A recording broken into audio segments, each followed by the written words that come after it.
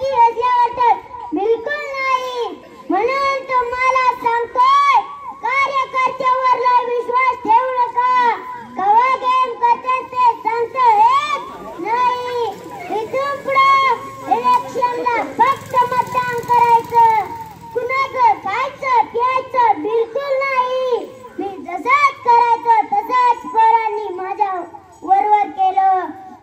एवढं बोलून थांबतो, मला दुसऱ्या पोराचा प्रचार करायला जायचंय. जय लोकशाही, जय संविधान. एबीपी माझा, उघडा डोळे बघा नीट.